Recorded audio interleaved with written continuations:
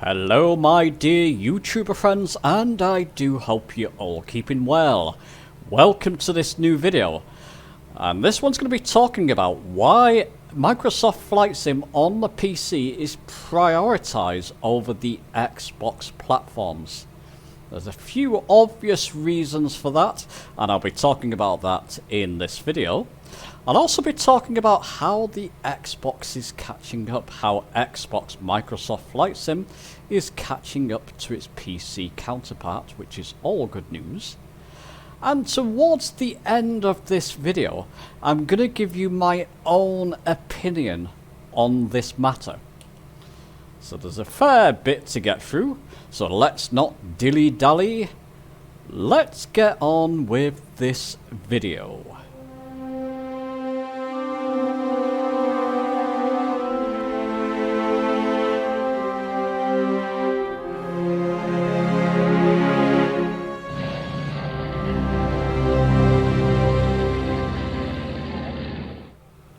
So let's start off this video just by telling you here I'm playing this on my Series S. 1080p, I believe it's 30 frames a second, in a complex add-on aircraft. This is the youngest aircraft. And that's just quite an outstanding fact, isn't it? I'm playing this on a console, a fully fledged flight sim, and be under no illusion there, Microsoft Flight Sim is absolutely a fully fledged flight sim. It's the first time ever a fully fledged flight sim, can't say that too many times, has found its way onto current gen and last gen consoles. Now, like I said, I'm playing this on my Series S. A month or so before Flight Sim came out for the Series Xbox consoles rather, I went out and bought myself a Series S and HOTAS 1, as a lot of my regular followers would probably know. And for around £350, which is a very low point of entry cost to get into flight simulation, I was playing Flight Simulator, flying all around the world, even doing live multiplayer flights on my Series S. With obviously very steady frames, and when you're not flying in photogrammetry areas, it's updating now. Very decent graphics indeed, if you've got a bit more money, of course. Many people splurged on this Series X, bought a Series X for Microsoft Flight Sim, so for about £500, $500. At the time, really, the HOTAS 1 was your only choice, so maybe bought a HOTAS 1 as well. So for about £600, playing Microsoft Flight Sim in 4K, high level of details, very comparable to a high-end PC. That is just incredible. I mean, listen, you can even play this on cloud gaming, something like the Xbox One S. You can go and play it on that. It's never happened in the history of fully fledged flight sims before, and I had to start off with that fact. That will become more clear as I go through this video.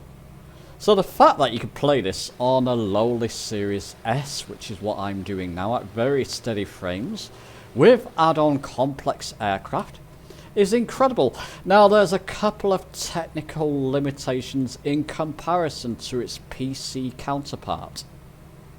So let's go and discuss those issues now. Okay, so I'm over on the PC now, PC Microsoft Flight Sim, in an aircraft that's probably going to make a few Xbox owners or flight simmers a little bit angry. This is the 146 Professional.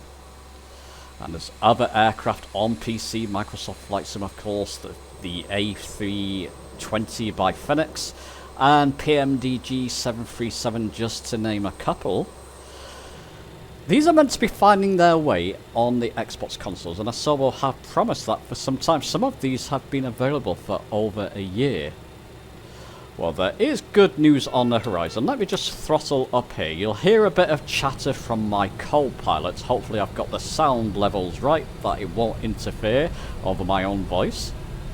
there is a bit of good news on the horizon with Sim Update 12 just around the corner. Apparently that's coming at the end of March. You should have WASM, WASM, WebAssembly basically, available for the Xbox consoles. I'm gonna leave a forum post down below in the description where you can read up on WASM for Xbox, or WASM for Xbox, and what that will bring. So good news indeed. So you'll be able to fly aircraft like the beautiful 146 Professional here, simply one of my favourite aircraft in the sim at the moment. One of my favourite airliners for sure, something I certainly must do a tutorial on at one time, at some point rather, I have been promising. Not only that, you're going to have things like flow become available too. Now there will be some limitations once again. For example, this bug up widget here and sim rate widget. So what sim rate will do, of course, is increase with a visual display there to the top left my sim rate with a click of a couple of buttons. You're not going to be able to do that on the Xbox consoles. You're going to have Flow Essentials, basically, essentially, which will give you a lot of these menus, things like changing service with a click of a button. Let's change to West Europe server without leaving the sim, and other things that you can do with Flow. I'll try and do a full review of Flow when it becomes available for Xbox. There's going to be a whole lot you can do with it. You're just not going to be able to add things like the custom widgets, and generally with Xbox you can only buy purchases through the marketplace. There will be available at some point a scenery gateway, and I believe that will be for both Xbox and PC Microsoft Flight Sim. I'll leave another link to another website down below in the description so you can read up on that as well. That sounds quite exciting. Not much is known about that at the moment. So there will be updates coming, but still some limitations, and that's pretty much the way it's always going to be. You're going to be able to fly aircraft like the 146 Professional, the PMDG 737, but when it comes to certain things like add-on freeware and custom widgets like here in Flow, and a couple of other things like Twitch interactivity with Flow as well, you may not be able to do those with Xbox, at least not yet, but things are developing. There's one or two other areas where parity between Xbox and Microsoft Flight Sim is not there yet as well, so let's go and discuss them. And of course, another limitation with Microsoft Flight Sim on the Xbox in comparison with PC. With PC, you can pretty much use any controller, just plug it in, any flight peripheral like the Logitech switch panels and goodness knows what, just plug them in, and generally, for most people, they work fine. And you've got a whole range of them. On the Xbox, actually, over the past couple of years, there's a good number of controllers that you can now use on Xbox. Things like the Velocity 1 flight stick, Velocity 1 flight yoke, the Honeycomb XPC yoke, the Boeing yoke, and of course things like the Hotas 1. So controllers are building with these upcoming sim update. Who knows what's around the corner? I don't have any insider information of what is coming, but I think the future looks quite bright for Xbox flight simmers. It's not going to be quite as flushed out as on the PC side. Obviously you can just use typically many dozens of different types of controllers and set up with PC. But I do believe in the future that things will fill out.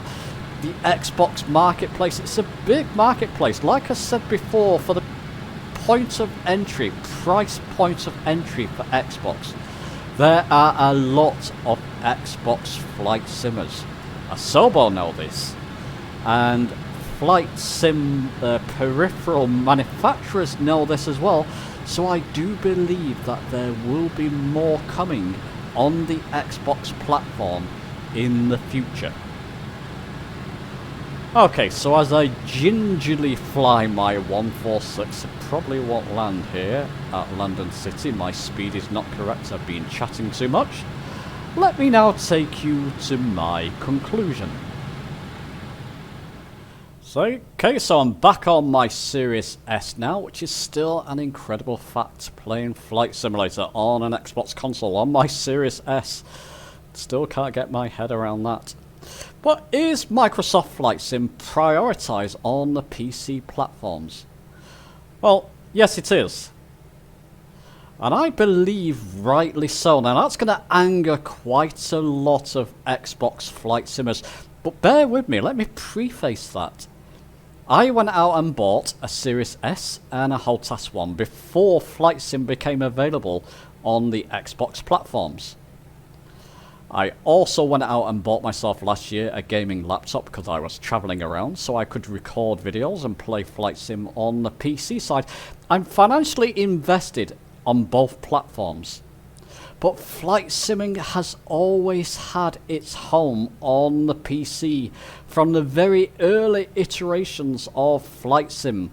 So Flight Simulator 1 in effect. Through to later iterations, my first Flight Sim on PC was Flight Sim 95, then Flight Sim 98 and 2000, Flight Sim X, and eventually Microsoft Flight Simulator 2020, which is really its proper name. But it's always had its home on the PC, along with other Flight Sims Xbox, X-Plane 11 and 12, and even X-Plane 10, DCS World. And I believe that should be the way going forward as well. Not to say that there shouldn't be parity between the Xbox Now and Microsoft Flight Sim on PC. By now there should be a little bit more parity. And I'm going to talk a little bit about that point.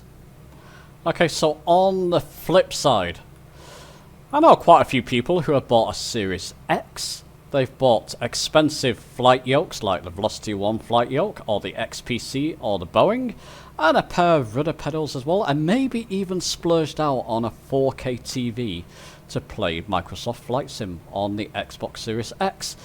That's comparable to a high-end PC cost.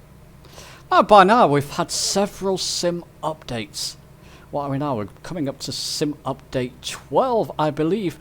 I do believe by now these issues should have been fixed and corrected by Asobo. There's a massive user base on the Xbox, probably comparable to the PC user base.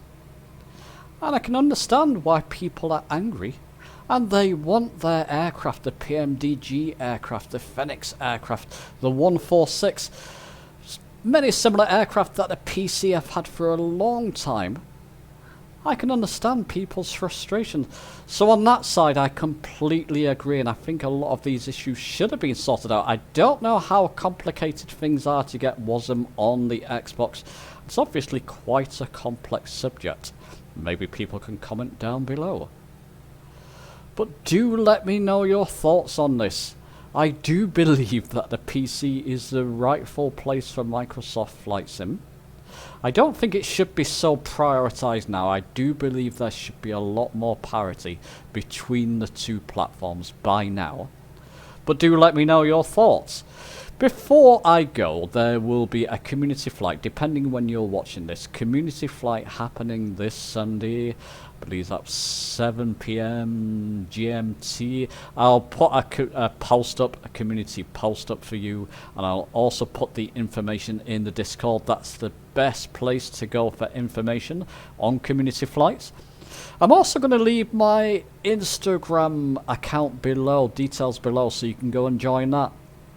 I do post the odd cryptic photo on there, so if you haven't joined my Instagram, go and join that. Anyway, chaps, let me know your thoughts on the video. Give it a thumbs up, a like if you've enjoyed it. Be sure to leave your own comments down below in the comments. Subscribe for more. And I'll see you soon.